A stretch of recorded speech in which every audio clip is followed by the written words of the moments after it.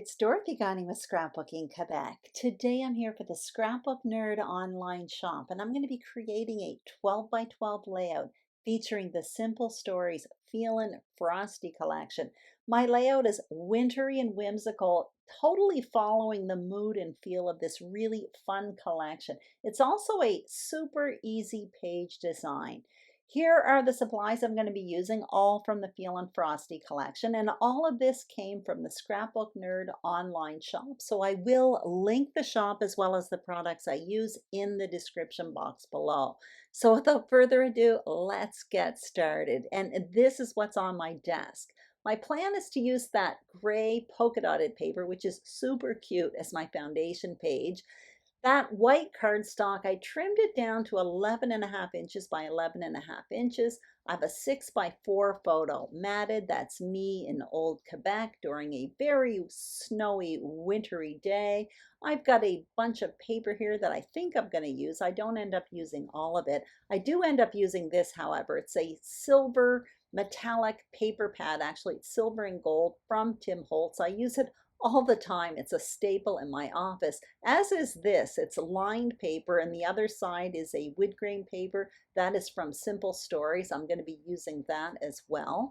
I also have the sticker sheet from the Feelin Frosty collection, and I also have a bunch of embellishments. And I'm showing you this tag cut apart sheet. Simple Stories collections all come with these tag cut apart sheets, and I use them all the time. I absolutely love them. So the first thing I'm going to do is prepare my foundation page, and what I'm going to do is cut a circle from this white cardstock. So again, it measures 11.5 inches by 11.5 inches. I'm going to cut out a big circle. I will put the measurements on the screen. I don't know the exact size right now. And this is a custom cutting system from Creative Memories. I probably had this for about 15 years. It's tried and true, so it's what I still use. And I end up changing my mind. I'm cutting it with a blue blade, which essentially is creating a smaller circle. But in a moment, you're going to see I come in with the red blade and make this circle that I'm cutting out just a little bit bigger. What I will be doing with this, once the circle is cut out, is placing this white cardstock that's going to have a big hole in the middle on top of that gray polka dotted paper, and it sets up an easy and fun foundation page. It's almost going to look like a snow globe. Super, super cute.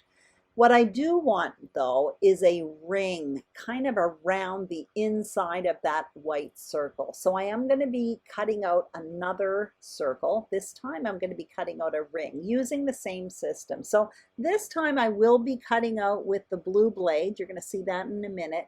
What that does, the blade is further away from the template, so it's cutting out a smaller circle.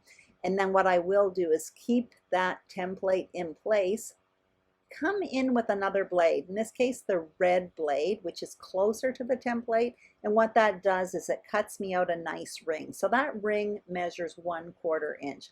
Now, I'm not sure if you have a custom cutting system or something else to cut circles, but if you have absolutely nothing to cut circles, what you could do is cut your pattern paper out in a giant circle. Use a dinner plate as a template. Simply cut yourself out a big circle and adhere it on top of the white cardstock instead of creating a hole in the white cardstock like I did. What I'm doing right there was creating a double photo mat for my photo. So I took that circle, that blue polka dotted paper, and I managed to cut myself out a double mat for that photo. It's already matted in white cardstock, so the double mat was in that blue paper. Now what you see me doing is simply adhering that white cardstock on top of that gray polka dotted paper, and I will do the same thing for the ring. It fits nicely right inside that white circle, but I will keep my photo loose for a while because I'm going to want to play around with embellishing a journaling box as well as a title. Now what I plan to do is create a pretty strong vertical border over on the left. And that's where my photo, which is going to be horizontal, will be placed. And you'll see what I mean in a minute. So my photo is going to be over there on the left. And what I'm going to do is create a strong vertical border with embellishing. So off camera with my die cutting machine, I cut out 5 trees. So 3 of them are in that silver metallic paper from Tim Holtz, and 2 of them in that blue polka dotted paper from the Feelin Frosty collection. So I've layered up 3 towards the top, placed my photo, and then I'm kind of overlapping with 2 more trees. So it's kind of a vertical border, but quite organic really the way the trees are placed. Now, if you don't have a tree die, here's another option for you. Basically, here are some rudimentary triangle trees. And for this one, I'm starting with a piece of paper that measures 3 inches by 5.5 inches. I'm marking the middle of it at 1.5 inches. And from that middle mark, I simply cut with my trimmer down to the outer corners at the rectangle there. So essentially creating myself a big triangle. Now, if you want the rougher edges of a tree, here's another idea. I found this punch in my stash. It's ancient from Creative Memories. It's like a starburst. So basically I punched along the edges, the straight edges, and it gave me that jagged look of a tree. You could also do that with maybe decorative scissors or something like that. Anyway, I just wanted to share an alternative way to make trees. I'm just showing you that metallic paper again. I absolutely love it, from Tim Holtz. So I have my border there with the trees. I have the photo placed. Now what I need is a journaling box. So I'm getting out a die from Elizabeth Craft Designs that I use all the time.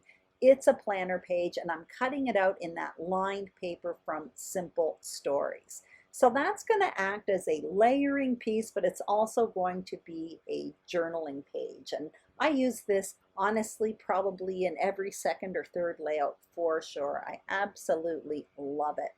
So you're going to see what I'm going to do with that in a moment. And what I plan to do is basically do my journaling towards the top of the page, and my title, which I will show you in a moment, is going to go towards the bottom of the page. So I'm removing my trees, putting in my planner page. At this point, I'm trying to decide where I'm going to place my photo, and that's when I decide I want my journaling at the top, and once again overlap with the trees. Now for a title, I'm going to use the foam titles sheet from this collection, and you can see I've got a lot of them cut out because that's what I typically do with these foam titles collection. They are all on a clear plastic cellophane. So what I do is I often cut them out and then kind of audition different titles, and that's exactly what I did there.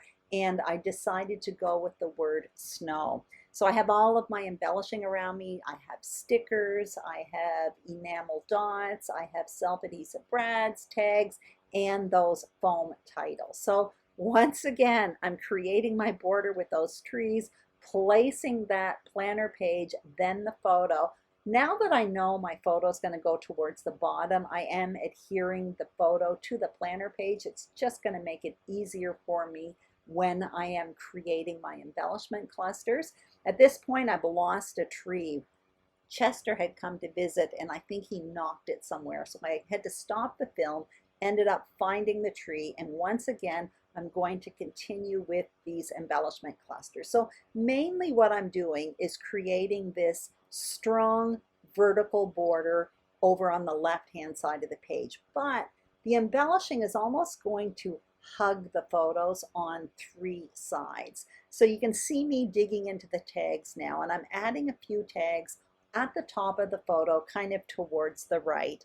And then I end up coming in with the sticker sheet. I pull off a few pieces, put them on wax paper so that I can tuck them within my embellishments. However, I'm already finding it's looking quite complete. So I don't add tons of stickers, but I do add some of them. There is one thing I would like to point out before I actually start adhering them.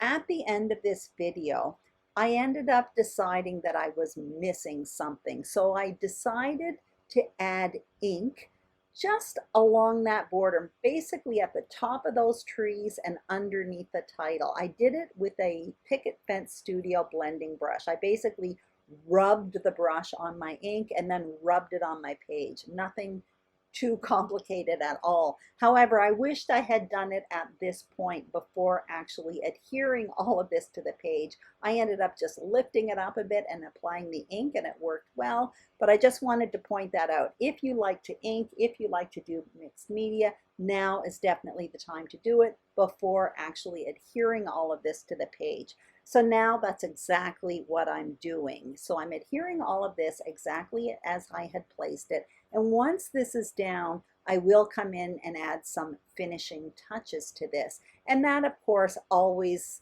leads me to have a lot of indecision. I always tend to take a lot of time with the finishing touches at the very, very end.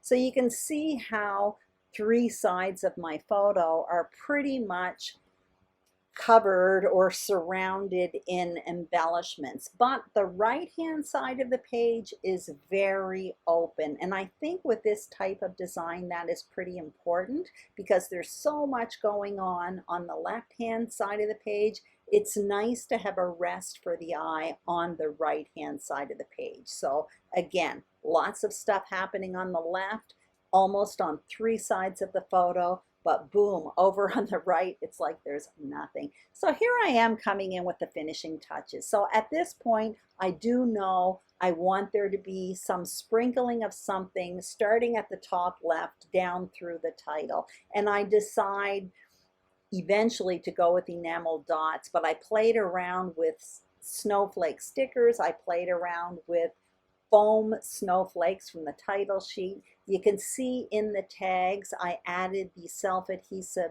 enamel dots, or self-adhesive brads, I guess they're called. I also added a self-adhesive brad right in the middle of the letter O for the word snow. And I also added some word stickers in the tabs, and those came from the sticker sheet. But that's about it. Obviously, like I mentioned earlier, I did add some ink underneath the title there and above the trees up on the top left, just to add a little bit of color there, kind of like a foundation layer. So that's it. Anyway, I hope you enjoyed this video. If you did, please give it a thumbs up. If you haven't subscribed to the Scrapbook Nerd YouTube channel, we would be absolutely thrilled if you did. Same thing for my channel, Scrapbooking Quebec. Don't forget to check out the shop. They're getting new stuff all the time. The links are below. Have a fantastic day, and I'll see you soon on YouTube. Bye-bye.